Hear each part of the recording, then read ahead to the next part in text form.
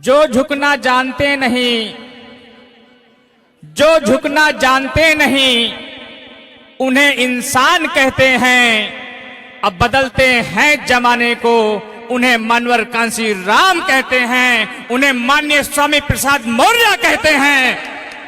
सम्मानित साथियों, बिना किसी भूमिका के आज हम सबके बीच में मुख्य अतिथि के रूप में विराजमान करोड़ों करोड़ों बहुजन समाज की आवाज, हम सबके नेता, राष्ट्रीय शोषित समाज पार्टी के माननीय राष्ट्रीय अध्यक्ष माननीय स्वामी प्रसाद मौर्य जी, साथ ही हमारी पार्टी के सम्मानित संरक्षक माननीय धनगर जी, पूर्व कैबिनेट मंत्री माननीय के गौतम जी, पूर्व कैबिनेट मंत्री माननीय भगवती सागर जी, साथ ही मंचासीन सम्मानित मंच और उत्तर प्रदेश के कोने कोने से आए हुए और देश के अलग अलग इलाकों से आए हुए पार्टी के सभी जुझारू कार्यकर्ता, बहादुर साथीगण, सम्मानित साथियों, आज आप सब यहां पर इकट्ठा हुए हैं और आपको ऐसा लग रहा होगा कि इस पार्टी को बनाने की आवश्यकता क्यों पड़ी। तमाम समय समय कालखंड में तमाम महापुरुषों ने बहुजन मूवमेंट को आगे बढ़ाने के लिए, महापुरुषों के सपनों को पूरा करने के लिए अभियान चलाया।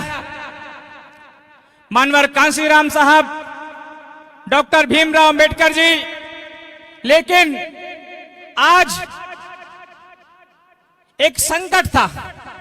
अंबेडकर वादियों में निराशा भाव थी, कोई उम्मीद की किरण दिखाई नहीं दे रही थी और देश में विदेशी ब्राह्मणकारी मनवादी ताकतें हावी हैं।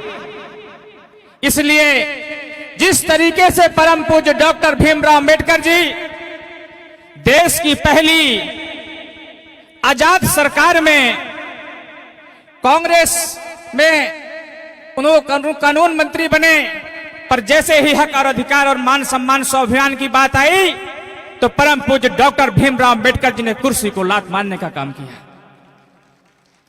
उनके पदचिन्हों पर चलते हुए आज माननीय स्वामी प्रसाद मौर्य जी भी जब जब हमारे हक अधिकार छीने गए, उसमें डकैती पड़ी, तो अपने महापुरुषों के बताए हुए रास्ते पर चल करके बड़ी से बड़ी कुर्सी को ठुकराने का काम किया है, लात मारने का काम किया है, हम सबका मान सम्मान स्वाभिमान बढ़ाने का काम किया है। सम्मानित साथियों,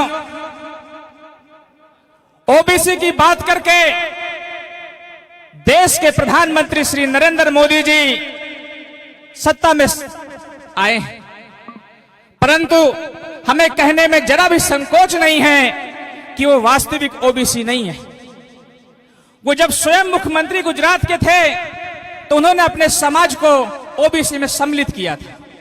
वो फर्जी ओबीसी, लेकिन उन्होंने कहा कि वो बैकवर्ड होने के कारण उनको उपेक्षा का शिकार होना पड़ता है, इसलिए बहुत सारे बैकवर्ड के साथियों ने उनका साथ दिया, पर वो खुद कुछ नहीं कर सकते। उनको तो टाइप करके भाषण भी पढ़ने के लिए दिया जाता है। अब वो लिखा हुआ पढ़ा हुआ भाषण देते हैं, क्योंकि मैं खुद उनके साथ कई कार्यक्रमों में मंच में शामिल रहा। उनको आरएसएस लिख करके देता है। नरेंद्र मोदी जी आरएसएस के गुलाम प्रधानमंत्री हैं, नरेंद्र मोदी जी आरएसएस के कठपुतली प्रधानमंत्री हैं, वो हम लोगों का भला करने वाला नहीं है। सम्मानित साथियों, बात पीडीए की और इनके घर में बेड, इनके घर में घर के अंदर से लेकर के और टॉप 10 में कोनो पीडीए ही नहीं है। बात पीडीए की और राज्यसभा जाएंगे रंजन और बच्चन, और इसीलिए हमने कहा है कि पीडीए का वोट सीडीए को, रंजन बच्चन को रोका जाएगा, नहीं जाने दिया जाएगा। मैं सम्मानित साथियों मजबूती से कहना चाहता हूं। वो तो अफसोस है कि किसी अतिरिक्त प्रत्याशी ने नॉमिनेशन फाइल नहीं किया, नहीं तो रंजन और बच्चन दोनों हार जाते हैं। अब की बार सिर्फ एक ही हार पाई, क्योंकि दूसरा प्रत्याशी नहीं है अतिरिक्त। सम्मानित साथियों, चूंकि हम लोगों को माननीय राष्ट्रीय अध्यक्ष जी के विचारों को सुनना है, इसलिए मैं आप सभी से कहना चाहता हूं बहुत ही संक्षेप में। ये लोग राम के नाम पर हम लोगों को बरकराने की कोशिश करते हैं, कहते हैं राम राज्य रहिबे। राम राज्य की परिभाषा कल्पना मात्र से रूह कांपने लगती है। गुलामी की ओर ले जाना चाहते हैं हम लोगों को, छुआछूत, भेदभाव, मनुस्मृति लागू करना चाहते हैं। इसलिए इन शोषणकारी शक्तियों के खिलाफ पूरे देश में बहुजन समाज को इकट्ठा होना होगा और अपने हक और अधिकार की लड़ाई माननीय स्वामी प्रसाद मौर्य जी के नेतृत्व में लड़नी होगी। इन्हीं सभी शब्दों के साथ आखिर में, फूल वही खिल पाते हैं जो कांटों से टकराते हैं। फूल वही खिल पाते हैं जो कांटों से टकराते हैं।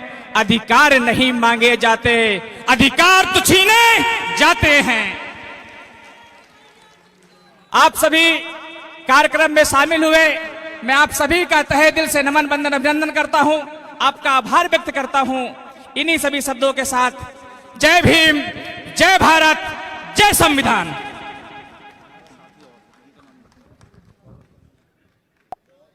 हेलो।